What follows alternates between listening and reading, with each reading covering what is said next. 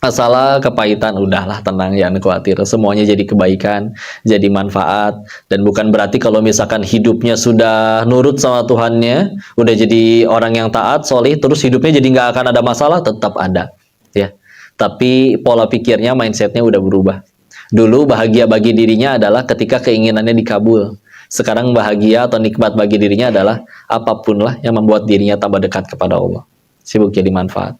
Kok rugi kalau kita kayak gitu terus berbuat baik, orang yang malah jahat ke kita gimana? Gak rugi. Dalam Islam yang rugi itu bukan yang dizolimi, tapi yang menzolimi.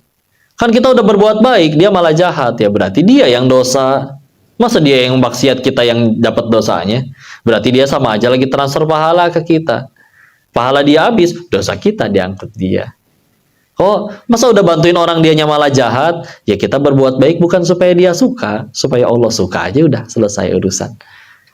Apa artinya sih satu dunia cinta tapi Allah nggak cinta? Tetap celaka. Apa artinya satu dunia benci tapi Allah sayang? Tetap selamat. Tapi kelakuannya nyebelin kok, udah ditolong malah ngelunjak. Kita meninggal nggak ditanya kelakuan orang, ditanya kelakuan masing-masing. Lempeng we, udah berbuat baik, berbuat lurus. Ya orang adem kayak gitu ya. Nggak ada rugi, nggak ada apa. Kalau udah pakai, kadang masalah itu nggak usah diapa-apain. Semudah ganti sudut pandang, selesai urusan. Ya, kayak gini nih, kata saya nanti setelah selesai diminum nanti berbuka jadi masalah, jadi sampah harus dibuang. Tapi kata pengusaha daur ulang, dikumpulin kayak gini teh, buat makan anaknya, bisa dijual dan lain-lain. Bendanya sama, perlakuannya berbeda. Ya. Sama, sejatinya kalau misalnya orang ngerasa ada masalah dalam hidupnya, lihat sudut pandangnya aja yang mau dikejar kayak gimana. Saya sakit hati kok dicaci orang. Kalau yang dijadikan prioritas dalam hidupnya adalah pujian makhluk, maka dia pasti paling menderita ketika dicaci. Ya. Kalau ilah di hatinya adalah ucapan makhluk, maka dia paling menderita ketika dicaci. Kalau dia sholat, tapi ketinggalan sholat nggak pernah nangis. Pas kehilangan jabatan dia baru nangis. Berarti ilah di hatinya adalah jabatannya. Kalau dia sholat, tapi nggak pernah ketinggalan sholat nangis, tapi ketika kehilangan uang nangis ngejerit-jerit, berarti di hatinya isinya adalah ya uangnya. Sederhana, ya. Makanya itu juga menjawab, pantesan ya orang-orang soleh terdahulu teh pahala banyak, dosa terampuni, ada juga cuman sedikit, ujian lebih berat, tapi tetap jadi lebih baik dari orang lain. Ya dari awal tujuan hidupnya udah beda, nggak cuman sekedar recehnya dunia, tapi kemuliaan di sisi Allah. Udah we langgeng. Beneran kok nggak rugi, udah berbuat baik dijatin orang. Ya kan yang kita kejar amal soleh di sisi Allah. Kepahitannya, capek-capeknya gugurin dosa, bersabarnya kita jadi peninggi derajat. Semuanya deketin ke surga. Maka kalau misalkan hidup jalanin berat, masih berat ngeluh terus, kalau pengen jujur penyebabnya dua. Satu, terlalu cinta sama dunianya. Dua, kitanya emang belum pengen surga. Ya, dunianya aja terus yang dikejar, karena nggak dapat selamat menderita. Ya. Masya Allah. Saya sampai jam berapa ini? Sampai taraweh? Hah? Kasih tahu ya kalau waktu udah mau habis. Hah? Udah mau habis belum? Belum? Lanjut? Serius? Oke, siap ya. Insya Allah ya. Saya aus sendiri tapi apa-apa lah ya. Doanya. Kalau udahlah, semuanya pengen tenang, pasti pengen bahagia ya. Cuman kadang pas bicara tenang sama bahagia, kita kalah sama bocah, Pak, sama anak kecil. Bayangin dulu lah senyumnya anak kecil ya. Senyumnya anak kecil kan lempeng, tulus gitu ya, lepas. Senyum-senyum yang nggak pernah mikirin cicilan, nggak pernah mikirin token di rumah udah bunyi-bunyi melulu. Nggak, lempeng aja ya. Mau dolar naik nggak peduli gitu ya. Dan kita pernah jadi seperti anak kecil tersebut. Tapi kadang lebih sulit bahagia daripada si anak kecil tersebut. Ya. Anak kecil itu salah satu bukti bahwa manusia itu lebih mudah untuk berbuat baik. Ya.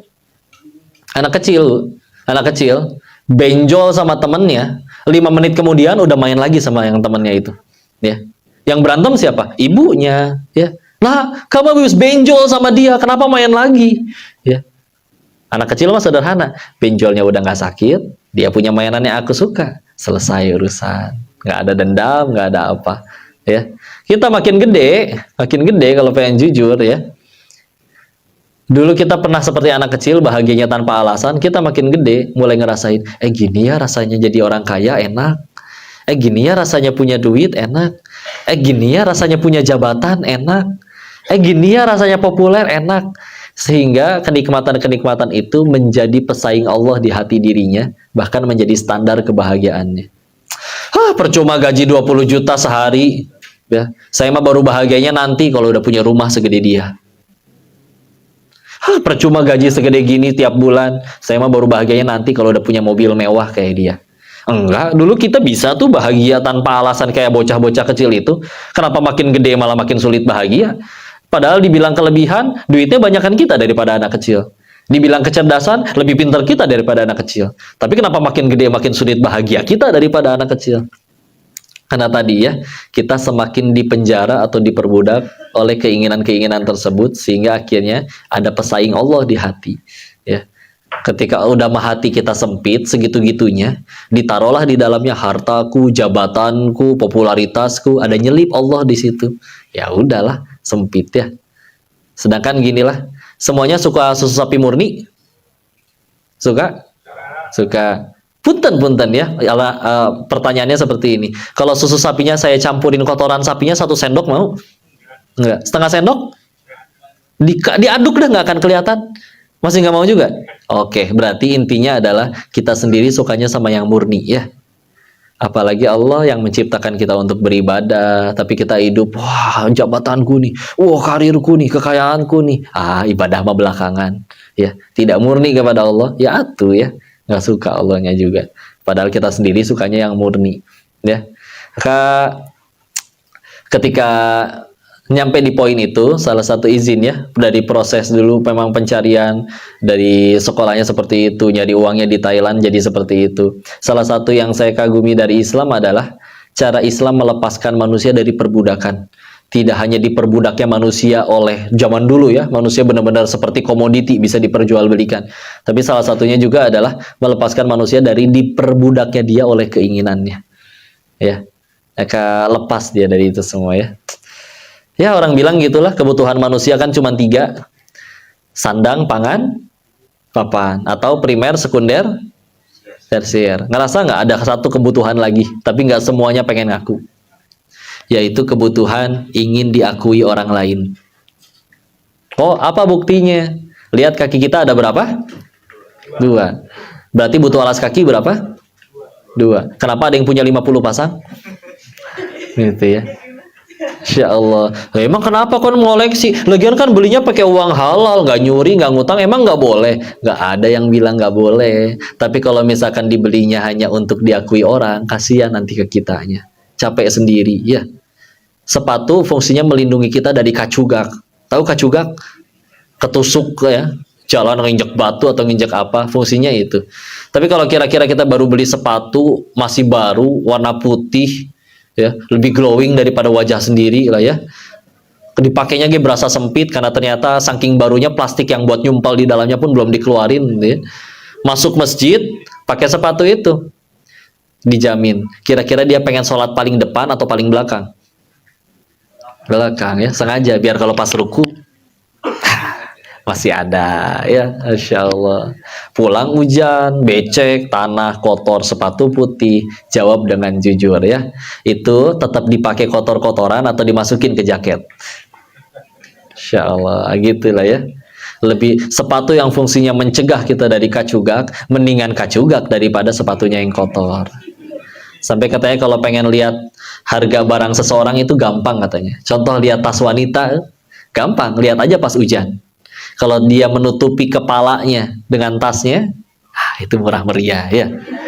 Insya Allah ya. Atau kalau misalkan ternyata hujan, mendingan kepalanya yang basah daripada tasnya yang basah, berarti tasnya kadang bukan mahal juga sih, bisa jadi kepalanya lebih murah daripada tasnya ya. Insya Allah saat itu capek ya. Benda itu untuk digunakan, bukan untuk dicintai begitu sebegitunya. Ya. Ada lagi orang pakai jam tangan. Apa fungsinya jam tangan? Ngelihat waktu.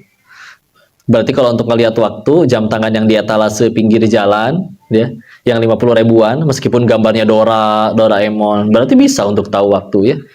Tapi kita tahu ya, di mall-mall besar ada jam tangan 5 miliar. Ada yang beli pula. Anehnya kalau kita beli mobil mahal sama mobil murah, biasanya mobil mahal itu larinya lebih kencang daripada mobil murah. Coba jam tangan lah. Emang jam tangan mahal muternya lebih kencang daripada yang murah? Jam tangan kok David 5 miliar kelebihannya apa kok? Ini 1 jamnya setara dengan 5 menit kok. Atau rusak. Ngapain dipakai? Ya. Berat itu ya. Wah, kalau misalnya nggak pakai jam tangan teh duduk pengennya nunduk, taruh di bawah meja. Coba pakai jam mahal. Itu ya. Insya Allah. Dan nggak apa-apa sih. Tapi kalau dipikir lagi fungsinya sama. Ya. Kenapa orang udah sering beres nge-gym, badan mulai fitness, mulai jadi. Kenapa jadi suka pakai pakaian ketat? Nunggu momen. Nunggu setiap kali ada yang ditanya, Pak, toiletnya di mana? Situ ya. Padahal kan gampang ya, ditanya di mana, tuh, selesai urusan. Gitulah ya, demi dipuji itu segala macam. Karena kalau udah mulai dipuji, nanti mulai tidak terima dengan kenyataan. Nah, itu juga jadi pangkal penderitaan manusia yang lain ya. Ibu-ibu pengen selalu kelihatan langsing, tiap kali foto tahan nafas ya, Insya Allah. Kenapa fotonya biru begini wajahnya, Bu? Engap ternyata ya. Bu, jawab dengan jujur ya. Saya pengen tahu kriteria foto itu ibu bilang bagus tuh seperti apa sih? Ibu berfoto 10 orang, yang lain merem, ibu doang yang bagus sendiri gitu. Itu yang diupload yang itu bukan? Oh iya, gitu ya. Anggaplah ternyata sefoto barengan nih nanti semuanya bagus, cantik, tapi ibu merem sendiri. Nggak mau, dihapus, pengen diulang. Egois ibu. Insya Allah. Insya Allah. Ya itulah ya. Terima ya. Nggak boleh. Karena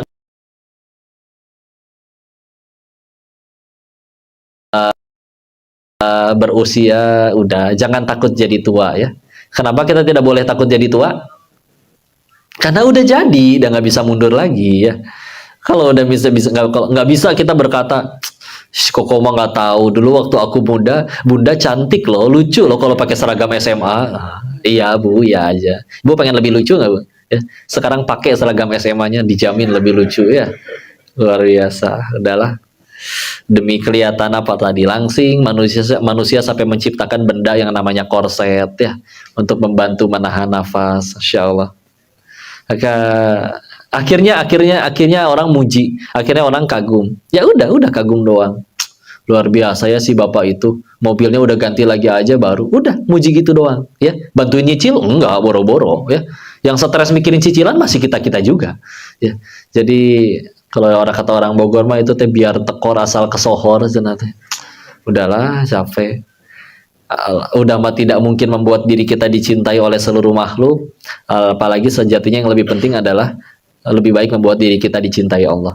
Karena kalau Sang Maha Satu ini membuat diri kita layak dicintai, maka mudah bagi Allah untuk membuat orang sekeliling kita jadi dibulak-balikan cinta kepada kita. Cukup? Saya udah dikasih simbol ya, dikasih tanda.